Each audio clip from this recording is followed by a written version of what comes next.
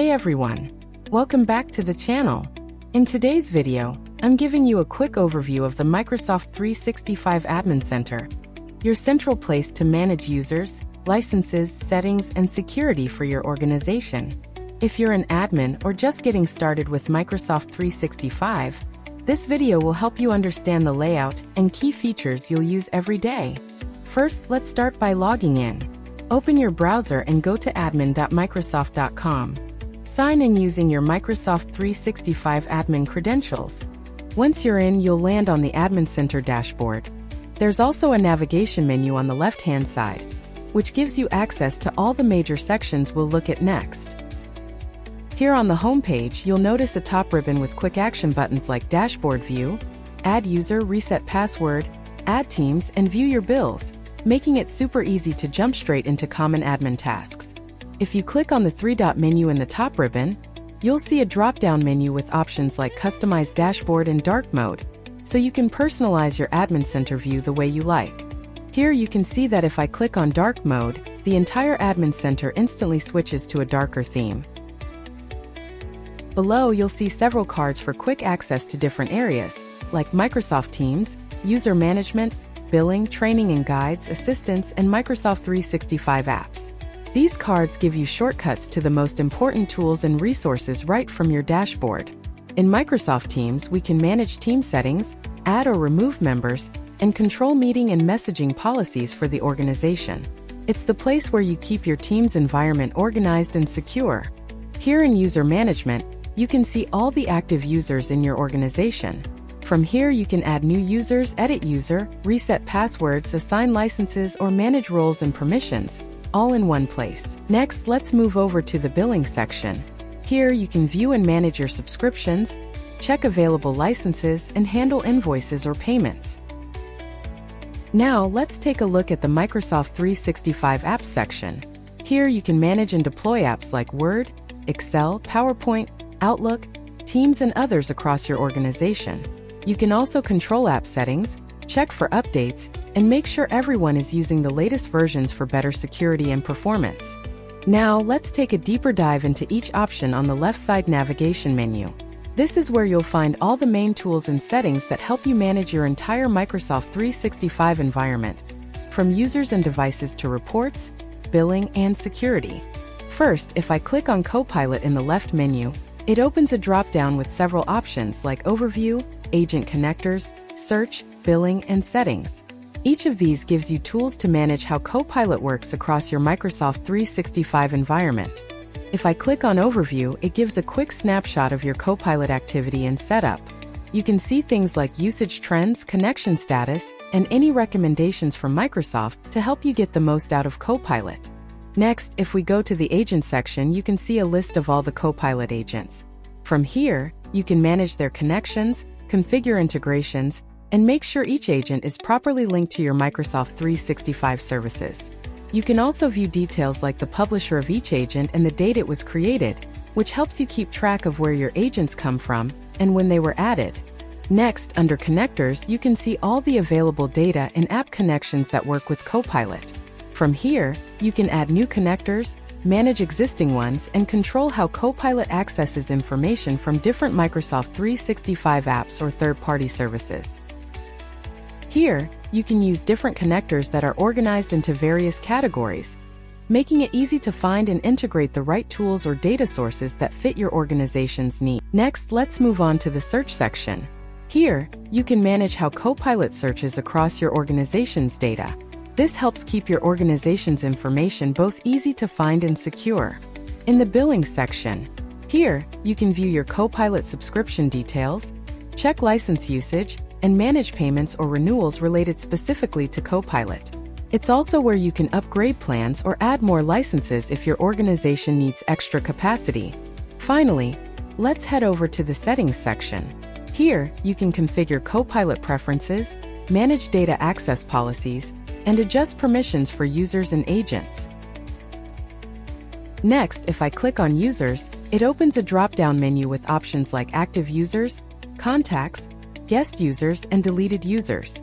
Each of these sections helps you manage different types of accounts within your organization. Now, in the Active Users section, you can see a complete list of all the users in your organization who currently have access to Microsoft 365.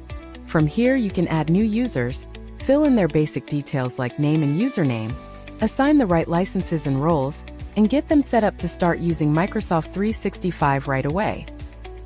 Here, you can create a user template that includes default settings such as roles, licenses, and locations. This makes it easier to add new users later, since you can apply the same template instead of setting everything up from scratch each time. Here, you can also add multiple users at once by uploading a file or using bulk actions. This is especially helpful for larger organizations where you need to onboard several users quickly and efficiently. You can also manage multi-factor authentication or MFA from here. Enabling MFA adds an extra layer of security by requiring users to verify their identity through another method, like a text message, phone call, or the Microsoft Authenticator app, before signing in. You can also delete users, reset passwords, or export user details directly from this page. These quick actions make it simple to manage accounts and keep your user list organized. For already existing users, you can also reset their password. Just hover over the user's name and select Reset Password. It's quick and easy. Next, let's move to the Contacts section. Here you can view and manage all the external contacts that your organization communicates with, like vendors, partners, or clients. You can add new contacts, update their information, or remove them if they're no longer needed. These contacts don't have Microsoft 365 accounts, but they can still receive emails and collaborate through shared resources when permitted. Next, let's open the Guest Users section.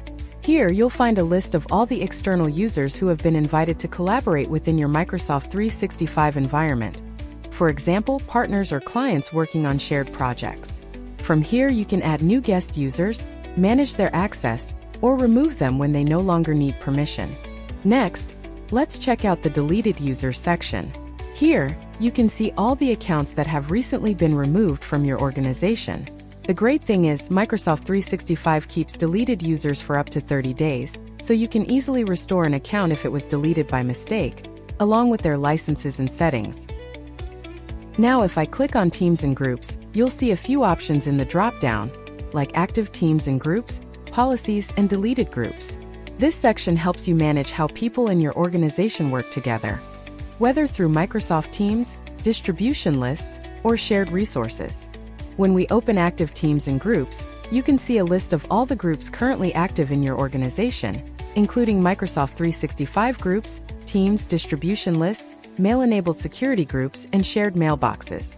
From here, you can also create a new team directly within the Admin Center.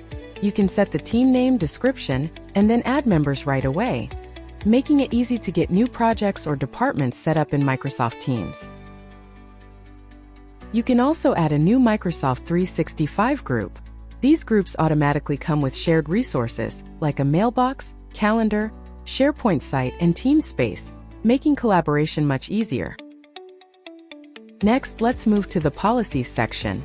Here you can create and manage different policies for teams and groups, such as naming rules, expiration settings, and guest access permissions.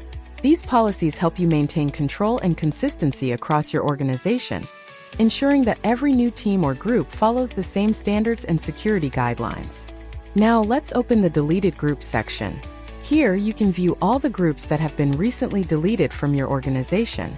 Just like with users, Microsoft 365 keeps these groups for a limited time, usually up to 30 days, so you can easily restore them if they were removed by mistake.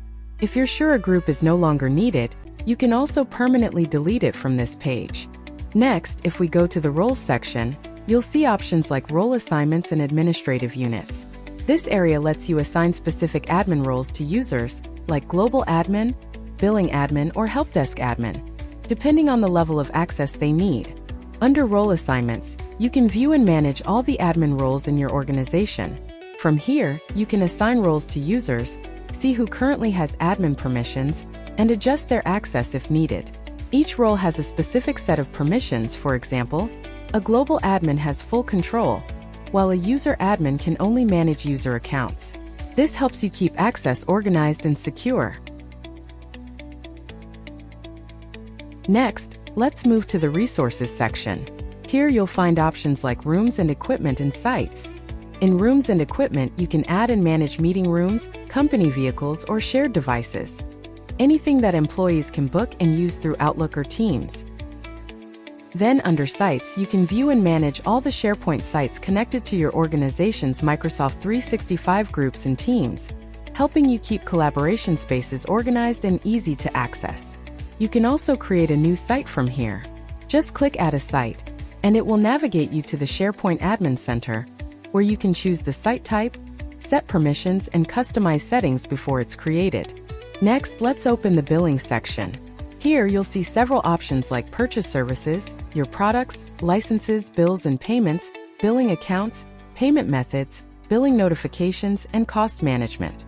In the Purchase Services section, you can explore and buy new subscriptions that are organized by category, such as Microsoft 365, Office 365, Business Apps, and Dynamics 365 and others. This makes it easy to browse through different plans and choose the right services for your organization's needs. Under your products, you'll find details about the plans your organization currently owns. Next, let's look at the Licenses section. Here you can view all the Microsoft 365 licenses your organization owns and how they're assigned. You can easily see how many licenses are in use, how many are available, and reassign them to different users when needed. You'll also find the Auto Claim Policy feature here. This allows users to automatically claim a license the first time they sign in to a Microsoft 365 app. It's a great way to simplify license management and reduce manual work for admins. In the Bills and Payments section, you can view and download invoices, check payment history, and track upcoming billing dates. You can also manage your payment methods right from here. For example, updating your credit card details, adding a new payment option, or switching to invoice billing. This makes it easy to keep your organization's payment information current and ensure all subscriptions renew smoothly. Next, let's head over to the Billing Accounts section. Here you can view all the billing accounts associated with your organization. Each billing account represents a separate payment profile or department, which helps you manage different subscriptions or cost centers more efficiently. Next, let's open the Payment Methods section. Here you can view, add, or update the payment options your organization uses for Microsoft 365 subscriptions. With billing notifications, you can control who receives billing-related emails. And finally, Cost Management gives you insights into your organization's spending, helping you track usage and optimize costs. Next, let's move to the Setup section. This area is designed to help you configure and customize your Microsoft 365 environment. You'll find guided steps for adding users, connecting your domain, setting up email, and installing Office apps. It also includes quick setup cards for things like security settings, data protection, and mobile device management, so you can make sure everything is properly configured from day one. If you're new to Microsoft 365 administration, this is a great place to start. The setup guides walk you through each step with helpful tips along the way. Next, if you click on Customize Navigation from the left side menu bar, you can choose which sections or tools you want to display. Simply select or deselect options to add them to your main menu. For example, you can turn on additional admin centers or features you want quick access to. Here I have added options like Azure, Teams, and SharePoint. Once you're done, the menu bar updates automatically, giving you a personalized view of the Microsoft 365 Admin Center that fits your workflow. Now, if you click on Azure from the navigation menu, it opens the Azure Active Directory Admin Center. From here, you can manage user identities, security groups, and sign-in policies at a deeper level. You can also configure conditional access, multi-factor authentication settings, and other advanced security controls to protect your organization's data. Now, if you click on SharePoint, it opens the SharePoint Admin Center. Here you can manage all your SharePoint sites, control sharing settings, and set storage limits for each site. You can also create new sites, monitor site activity, and manage how users share files and collaborate across your organization. This is the place to keep your organization's documents, intranet, and team sites organized and secure. Next, if you click on Teams, it will open the Teams Admin Center. Here you can manage everything related to Microsoft Teams, like creating or managing teams, controlling meeting and chat policies, and setting up voice and calling options.